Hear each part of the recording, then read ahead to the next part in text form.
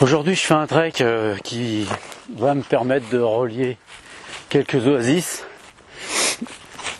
Je suis dans un endroit où il y a une partie sable, beaucoup de caillasses, et je longe un oued. Un oued, c'est une rivière qui est asséchée une grande partie de l'année. Là, on est en février, on est le 17, je crois, aujourd'hui.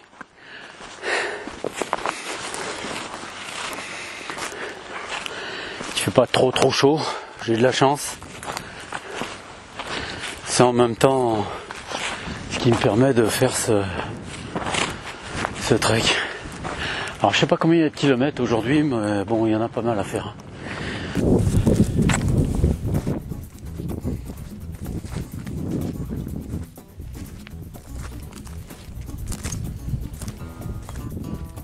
Traverser le oued sur sa partie sablonneuse là, et je vais essayer d'atteindre l'oasis qui est là-bas. Heureusement que ce oued est à sec, parce que dans les périodes de pluie, il monte de 1,50 m de hauteur, ce qui m'aurait empêché évidemment de le traverser.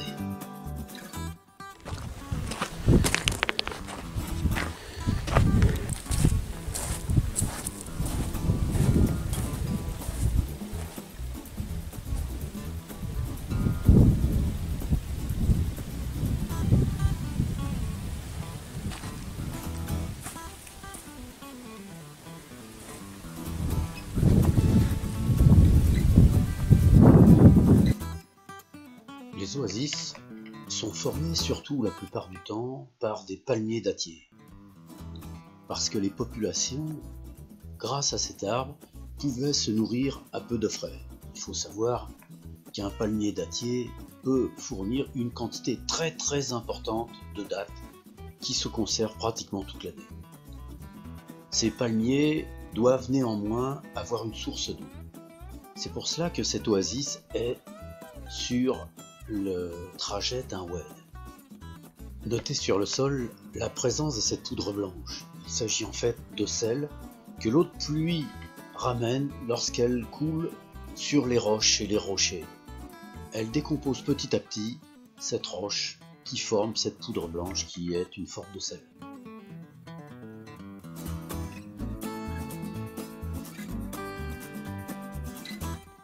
C'est la trace de l'eau de pluie. Je suis toujours dans la première oasis, vous voyez, regardez, elle s'écoule dans cette espèce de cuvette et vous voyez ces dépôts blancs, c'est le sel que l'eau de pluie a emmené avec elle en décomposant petit à petit les rochers sur lesquels elle affleure. Et ce rocher, cette cuvette évidemment, contient l'eau. Lorsque l'eau sèche, le sel reste en surface.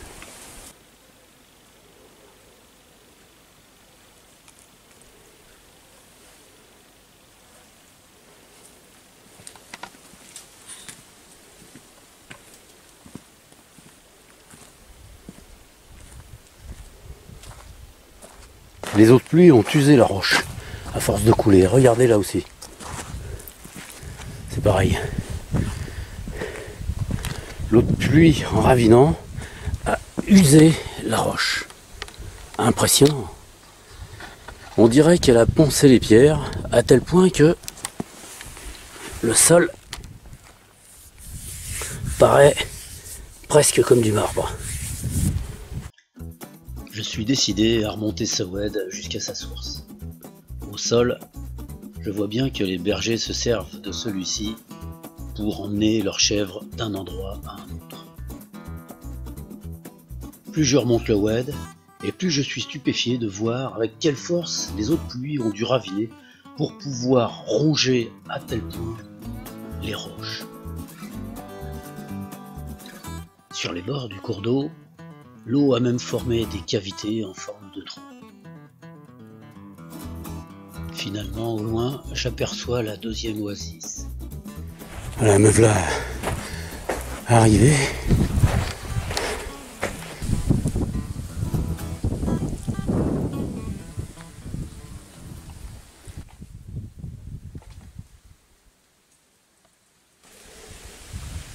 Regardez, dans cette oasis, on peut dire qu'elle est très ancienne. Vous voyez le tronc des palmiers, comment ils sont énormes.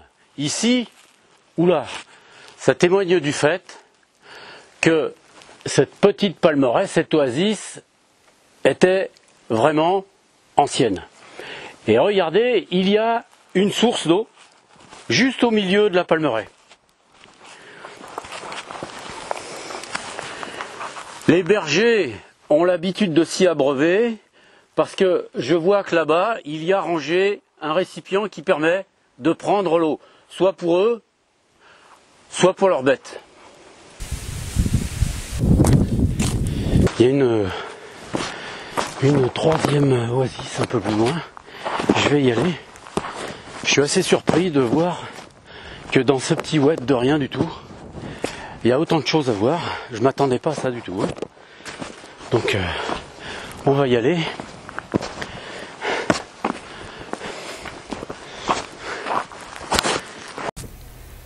Ici aussi, les eaux de pluie ont fait leur travail d'érosion avant d'arriver à cette oasis, cette petite oasis, qui est si jolie vue d'ici.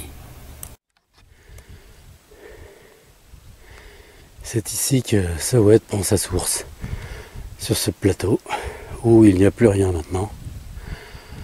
Manifestement, il a l'air de se dessécher de plus en plus. On voit les bandes de sel qui se sont déposées sur le lit et les traces de l'eau qui ravinait avant. Même si la chaleur n'est pas excessive, il faut à tout moment gérer sa soif. Pour cela, je grignote les feuilles d'une petite plante. J'avais remarqué les jours d'avant que les chèvres aimaient la consommer. Cette plante est une variété de vipérine dont les feuilles sont légèrement rugueuses, mais elle me permet de ne pas avoir soif.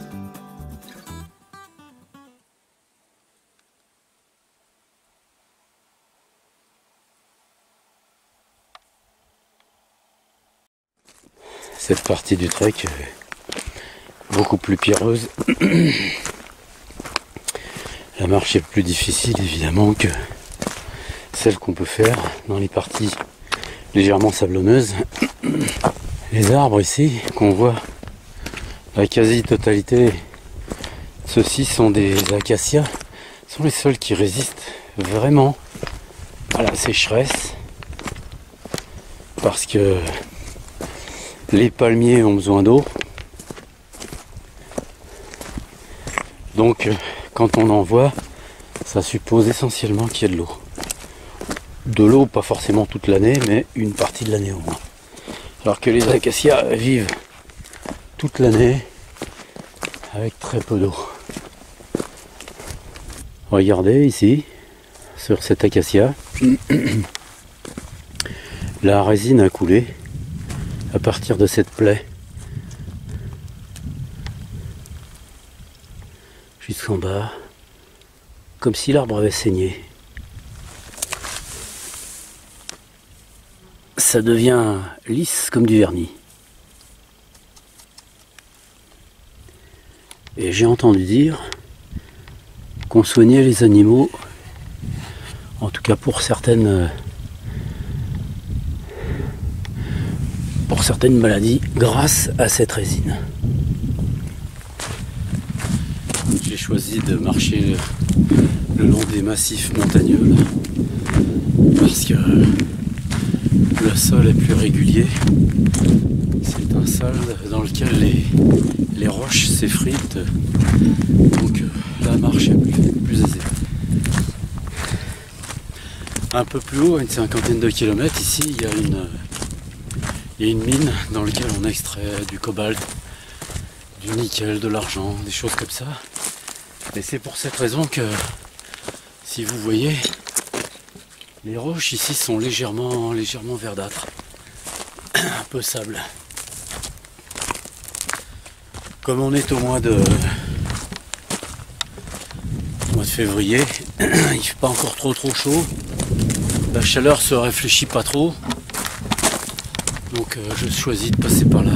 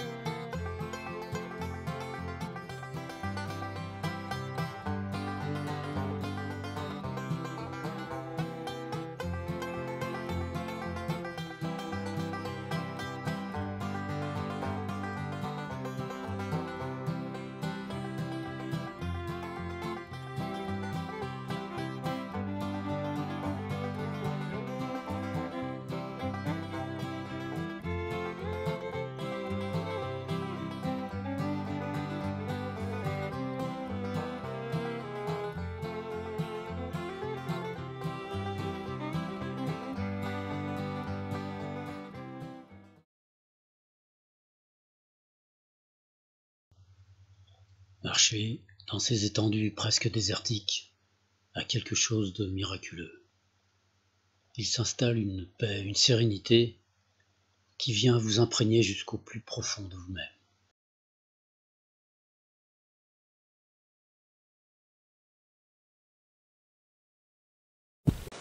Pour ceux qui veulent faire des treks sauvages comme moi, dans la nature, dans des régions chaudes, sauvages,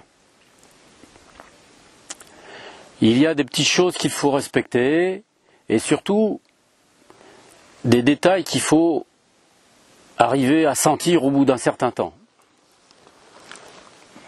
Il n'y a pas des lois particulières à suivre quand vous faites un trek. Parce que le trek, c'est vous et la nature. Donc le vous, à chaque fois, il est différent d'un individu à un autre. Par contre, il y a des petites choses qui peuvent aider. Quand vous faites les treks, dans votre sac à dos, il faut que vous ayez systématiquement de quoi pouvoir faire face à tout, surtout pouvoir dormir n'importe où, donc un hamac et un sac à dos, et avoir de quoi supporter le froid de la nuit. Dans les pays chauds comme ici par exemple, même s'il fait chaud dans la journée, la nuit il fait froid. Et vous pouvez vous cailler vraiment la nuit si vous n'êtes pas équipé. Ça n'oblige pas d'avoir un sac à dos qui pèse très lourd. Par contre, dans votre sac à dos, il faut un peu d'eau et surtout du matériel qui vous permettra de récupérer de l'eau éventuellement dans une mare quelque part, voire de filtrer votre urine. Il y a une chose qui est importante à comprendre. Il faut que votre corps s'adapte au milieu dans lequel vous êtes. Et pour ça, il n'y a pas de règle. Mais pour que vous puissiez vous adapter, il faut que vous soyez à l'écoute de ce qui se passe à l'intérieur de vous. Il faut éviter de boire tout le temps et de manger tout le temps. Plus vous buvez, plus vous allez avoir soif, plus vous voudrez boire. Quand je fais des treks, ici, c'est très rare que je boive plus de 30 centilitres d'eau dans la journée. C'est très très rare. Je mange pratiquement pas dans la journée, ça je vous l'ai déjà expliqué, je grignote des feuilles par-ci par-là. Ça, c'est un phénomène qui se passe au bout d'un certain temps. Quand vous trekkez, votre corps il s'adapte et vous faites comme les animaux sauvages qui vivent dans ces milieux-là, ils boivent très peu, ils mangent très peu. Le soir, par contre, ils vont boire et ils vont manger. Et comme leur corps s'est reposé ensuite, de la chaleur de la journée, le corps ne consomme pas autant. Et du coup, vous dormez bien et le lendemain, vous avez de l'énergie. Si vous mangez beaucoup, si vous buvez beaucoup, vous aurez peu d'énergie. Pour digérer, ça prend plein d'énergie.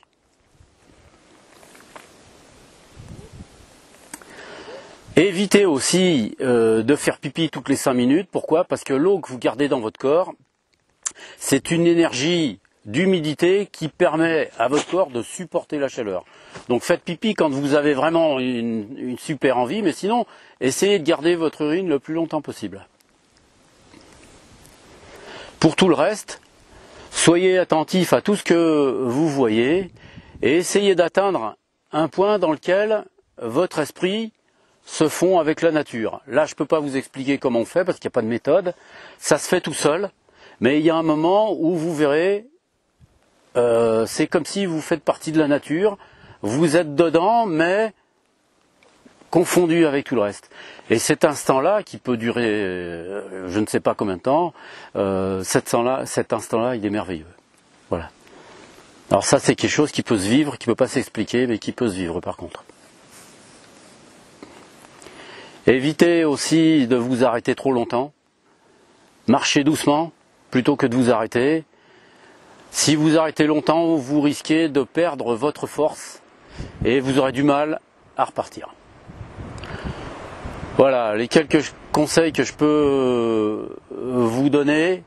Je ne vous donne pas des conseils intellectuels, des conseils qui sortent des bouquins. Je vous donne des indications de mon expérience, c'est-à-dire de la réalité de la vie, des choses que j'ai vécues et que je vis. Voilà, vous vivrez des choses qui pourraient être légèrement différentes, mais ça c'est normal. Un trek, c'est vous et la nature.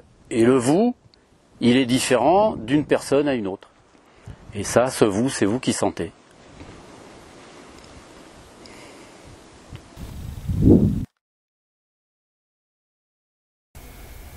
Monter sur des endroits au parcher est une nécessité parfois pour faire le point et savoir par où il faut repartir, éventuellement voir des endroits stratégiques, des trous, des habitations ou des points d'eau comme ici, ce que je cherche. Ah. Alors là, je suis content là. Je vois un filet d'eau là-bas. Le sol est redevenu sablonneux. Je vais m'en approcher. Je vais voir si je peux récupérer un peu d'eau. Regardez les abords de l'Oued. Si vous vous souvenez, quand on était dans l'Oasis tout à l'heure, il y avait ces dépôts de sel. Ils sont identiques ici.